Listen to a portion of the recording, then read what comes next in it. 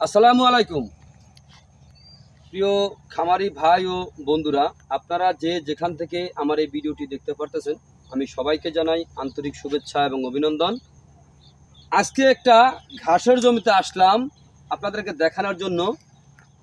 এই যে আমার পিছনে যে ঘাসটা দেখতে পারতেছেন, এই ঘাসটার নাম হচ্ছে আমেরিকান গুয়াতিমালা হাইব্রিড ঘাস।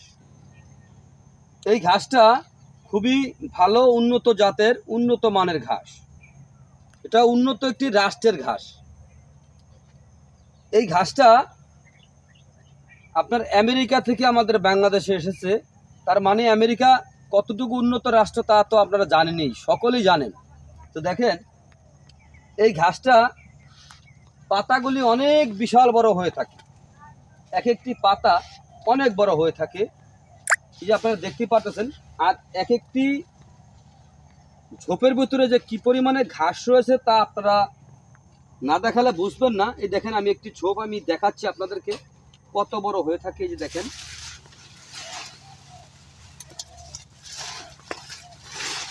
এই দেখেন এখানে কিন্তু এই দেখেন এখানে, আর বাকি যেগুলো সম্পূর্ণ কিন্তু আমি ধরতে পারতেছি না, এত বড় ঝোপ। এগুলো কিন্তু সবই পাতা, শুধু পাতা আর পাতা।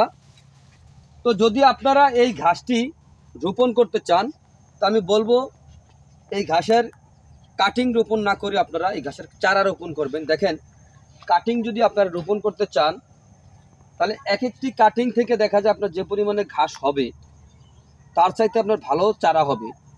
কারণ দেখা যায় এই ঘাসের কাটিং যদি আপনি 100 পিস কাটিং রোপণ করেন, 100 পিস কাটিং থেকে আপনার প্রায় 50 থেকে 60টা চারা আপনার কাটিং নষ্ট হয়ে যায়। তো এই কারণে এই ঘাসের কাটিংটা আমি মনে করি যে না লাগানোই ভালো। এই ঘাসের যদি আপনি চারা রোপণ করেন, তো চারা রোপণ করলে কি পরিমাণে হয় সেটা আমি আপনাদেরকে দেখাচ্ছি। চলেন আমরা একটু দেখি। এই যে দেখেন, চারা রোপণ করার পরে কি পরিমাণে চারাগুলি হচ্ছে দেখেন। কিন্তু কাটিং রোপণ করলে কিন্তু আপনি এত ভালো ফলন কিন্তু আপনি পাবেন না চারায় যেটা পাওয়া যায়। এই ঘাসটা আপনার ক্যালসিয়াম রয়েছে, যেরকম আপনার অ্যালোভেরা থেকে যে আমরা শরবত খাই, যে অ্যালোভেরা থেকে যেরকম জেলের মতো আছে, এই ঘাসটা কিন্তু সেরকম জেলের মতো রয়েছে।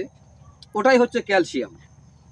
তো ক্যালসিয়াম জনিত কিছু যদি আপনার রোগ বালাই কিন্তু হয়, যদি আপনি এই ক্যালসিয়াম জাতের এই ঘাসটা যদি আপনি গরু ছাগলকে খাওয়াতে পারেন, তাহলে আশা করি আপনার অন্ততপক্ষে ক্যালসিয়ামের অভাবে যে সকল রোগ বালাই হয়ে থাকে সে সকল রোগ কিন্তু আপনার ইনশাআল্লাহ হবে না। কারণ হচ্ছে এই ঘাস, এটা হচ্ছে আপনার আল্লাহর দেয়া প্রকৃতিকের একটি ঘাস। এই ঘাসটা কিন্তু এটার ভিতরে কিন্তু আপনার কোনো কোনো প্রকার সাইড এফেক্ট কোনো কিছু নাই। যেমন এটা খাইলে, এটা গরু অথবা ছাগলকে খাওয়ালে এটা সমস্যা হবে, কিন্তু এগুলা খাওয়ালে কোনো সমস্যা নেই। এটা হচ্ছে আপনার আল্লাহর দেয়া একটি নিয়ামত গরু ছাগলের জন্য। তো আপনারা যদি এরকম ঘাস যদি চাষ করতে চান, তাহলে আমার স্ক্রিনে দেওয়া নাম্বারে যোগাযোগ করবেন।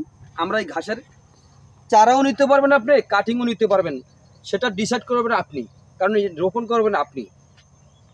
তো চারা ও কাটিংয়ের জন্য আমার স্ক্রিনে দেওয়া নাম্বারে যোগাযোগ করবেন। তো যদি আপনাদের কাছে আমার এই ভিডিওটি ভালো লেগে থাকে, তাহলে আমার চ্যানেলটিকে সাবস্ক্রাইব করবেন, বেশি বেশি করে শেয়ার করবেন। তো আপনারা সকলে ভালো থাকবেন, সুস্থ থাকবেন। আল্লাহ হাফিজ।